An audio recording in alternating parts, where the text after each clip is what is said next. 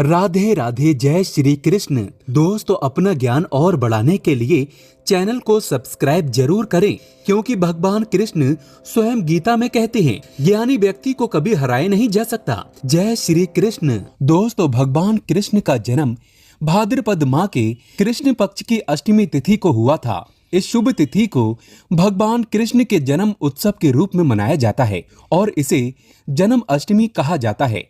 जन्माष्टमी भारत के हर कोने कोने में बड़े उत्सव के साथ मनाते हैं। इस पर्व को विदेशों में रहने वाले नागरिक भी बड़े धूमधाम के साथ मनाते हैं। दोस्तों, मान्यता है कि इस दिन पूरे श्रद्धा भाव से पूजा व्रत आदि करने से भगवान सबकी मनोकामनाएं पूरी करते हैं। और वहीं अगर जिन लोगों की कुंडली में चंद्रमा अगर कमजोर होता है तो उनके लिए ये व्रत बहुत ही शुभ और फायदेमंद होता है। संतान प्राप्ति के लिए जन्माष्टमी का व्रत रखना बहुत ही शुभ और मंगलकारी माना जाता है। माना जाता है कि जो भी स्त्री जन्माष्टमी के दिन भगवान लड्डू गोपाल को झूला झुलाती है तो उसके शीघ्र ही विवाह के योग्य बन जाते हैं और संतान होने में विलंब नहीं होता। ऐसे में जन्माष्टमी का व्रत अवश्य रखें, शीघ्र ही सारे काम बन जाते हैं। दोस्तों, जन्माष्टमी की पूजा मध्य रात्रि की जाती है, इसलिए इस साल भगवान श्री कृष्ण का जन्म उत्सव 6 सितंबर 2023 बुधवार को मनाया जाएगा। इस दिन भगवान श्री कृष्ण का 5250वां जन्म उत्सव मनाया जाएगा। दोस्तों, जन्माष्टमी 2023 पूजा का शुभ मुहूर्त 6 सितंबर 2023 दिन बुधवार को रात 11:57 से 12:42 के बीच जन्माष्टमी की पूजा की जाएगी। आपको बता दें, कान्हा का जन्म रोहिणी नक्षत्र में मध्य रात्रि में हुआ था। 6 सितंबर को रोहिणी नक्षत्र की शुरुआत सुबह 9:20 से हो रही है। अगले दिन 7 सितंबर को सुबह 10:25 पर इसका समापन हो जाएगा। वहीं जन्माष्टमी व्रत का पारण 7 सितंबर को सुबह 6:02 या शाम 4:14 के बाद किया जा सकेगा। दोस्तों, वहीं गृहस्थ और वैष्णव संप्रदाय के लिए जन्माष्टमी की तिथि आपको बता दें, गृहस्थ और वैष्णव संप्रदाय के लोग अलग अलग दिन कृष्ण जन्माष्टमी मनाते हैं। ऐसे में 6 सितंबर 2023 को गृहस्थ जीवन वाले लोग और 7 सितंबर 2023 को वैष्णव संप्रदाय के लोग कान्हा का जन्म उत्सव मना सकते हैं। दोस्तों, वीडियो शुरू करने से पहले अभी तक आपने हमारे चैनल को सब्सक्राइब नहीं किया है तो इस चैनल को सब्सक्राइब करके बेल आइकन जरूर दबाइएगा। सच्चे दिल से कमेंट बॉक्स में लिखें जय श्री कृष्ण। दोस्तों, जन्माष्टमी व्रत से पहले रात को हल्का भोजन करना चाहिए और अगले दिन पूर्ण रूप से ब्रह्मचर्य का पालन करना चाहिए। उपवास के दिन ब्रह्म मुहूर्त में उठकर स्नान आदि से स्वच्छ होकर साफ वस्त्र पहनना चाहिए। उसके पश्चात भगवान कृष्ण का ध्यान करते हुए व्रत का संकल्प लेना चाहिए। इसके पश्चात भगवान कृष्ण को माखन मिश्री और नारियल के बने मिठाई का भोग लगाएं। दोस्तों, रात 12 बजे भगवान लड्डू गोपाल का जन्म होगा। इसके बाद उनका पंचामृत से अभिषेक करें, उनको नए वस्त्र पहनाएं और उनका अच्छे से श्रृंगार करें। भगवान का चंदन से तिलक करें और उनके भोग में तुलसी का पत्ता अवश्य मिलाएं। भगवान कृष्ण की पूजा में जब तक तुलसी का पत्ता शामिल न हो तब तक व्रत हमेशा अधूरा ही रहता है। इसके बगैर आप भगवान कृष्ण को प्रसन्न नहीं कर सकते। तुलसी के बगैर जन्माष्टमी का पर्व भी हमेशा अधूरा ही रहता है। दोस्तों, नंद के आनंद भयो जय कन्हैया लाल की कहकर भगवान लड्डू गोपाल को झूला झुलाएं। इसके पश्चात भगवान कृष्ण की शुद्ध देसी घी के दीपक और धूप बत्ती से आरती करें। दोस्तों, जन्माष्टमी की पूजा में भगवान का श्रृंगार भी बहुत अहम माना जाता है।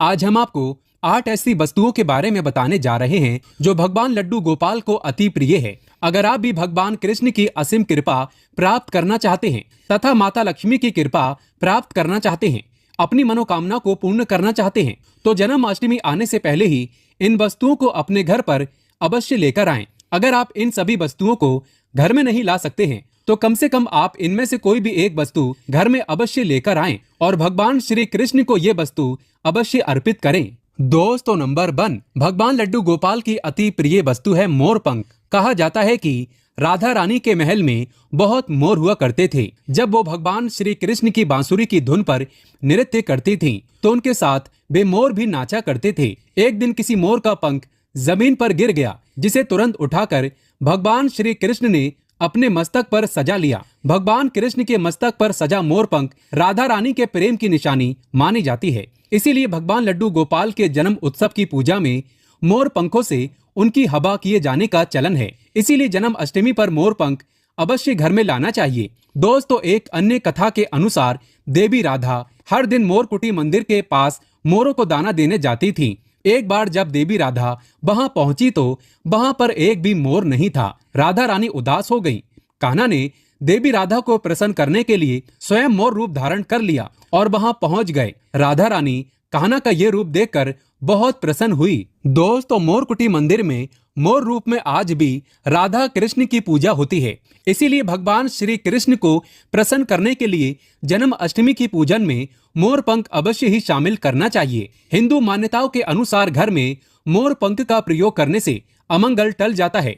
विशेष रूप से कहा जाता है कि मोर पंख से बुरी आत्माएं पास नहीं आती। मोर पंख को भगवान लड्डू गोपाल ने अपने मुकुट पर स्थान दिया तथा सम्मान दिया। वास्तु के अनुसार मोर पंख घर से अनेक प्रकार के वास्तु दोष को दूर करता है और मोर पंख सकारात्मक ऊर्जा को अपनी ओर खींचता है। मोर पंख मोर के बाजू से अलग होने के बाद भी जीवित रहता है, तभी तो इसका सकारात्मक असर अपना काम तेजी से करता है। दोस्तों, दूसरी चीज है बांसुरी। भगवान राम की पहचान धनुष है तो भगवान लड्डू गोपाल की बंसी। भगवान लड्डू गोपाल की मधुर बांसुरी की धुन सुनकर गोपियां उनकी ओर खींची चली आती थीं। भगवान लड्डू गोपाल की बंसी प्रेम और आनंद का प्रतीक है। बाल कृष्ण गोपियों के साथ बंसी बजाकर रास रचते थे और सृष्टि में प्रेम का संचार करते थे।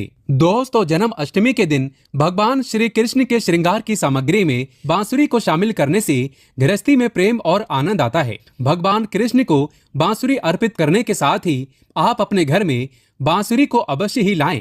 दोस्तों, माना जाता है कि जहां कहीं भी वास्तु दोष हो वहां बांसुरी लगाने से वास्तु दोष दूर हो जाता है। लेकिन ध्यान देना जरूरी है कि बांसुरी कभी भी सीधी नहीं लगाना चाहिए, बल्कि इसे हमेशा तिरछा लगाने से लाभ मिलता है। साथ ही बांसुरी का मुख हमेशा नीचे रहना चाहिए। इसके अलावा अगर दाम्पत्य जीवन में तनाव या फिर कलहपूर्ण वातावरण रहता हो तो सिरहाने में बांसुरी रखकर सोने से बहुत अधिक लाभ मिलता है। दोस्तों, तीसरी चीज है मोर मुकुट। ज्योतिषीय गणना के अनुसार ऐसा माना जाता है कि भगवान कृष्ण की कुंडली में काल सर्प योग था। इसीलिए वे सदैव अपने मुकुट पर मोर का पंख हमेशा धारण करते थे। मोर और सर्प में भीषण शत्रुता होती है, इसीलिए मस्तक पर मोर मुकुट धारण करने से काल सर्प दोष का योग कम होता था। भगवान की पूजा में उन्हें मोर मुकुट पहनाने से काल सर्प दोष का प्रभाव दूर हो जाता है। दोस्तों, चौथी चीज है माखन मिश्री। नंद के लाल गोपाल को माखन अति प्रिय है।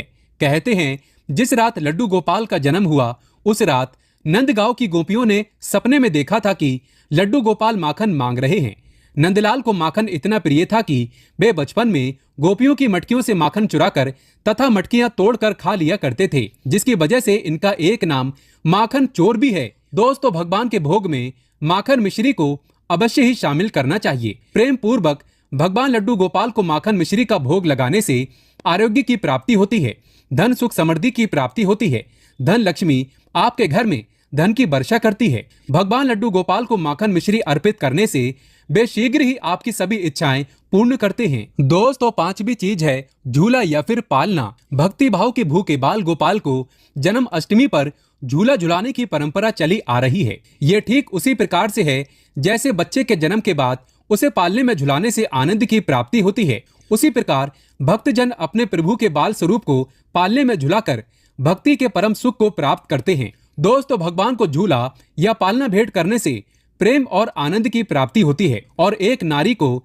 भगवान लड्डू गोपाल की तरह ही एक सुंदर पुत्र की प्राप्ति होती है, जो कि ऐसा बालक भगवान लड्डू गोपाल की तरह ही मनमोहक होता है, सुंदर होता है, आकर्षण से भरा होता है। दोस्तों, छठी चीज है पीले वस्त्र।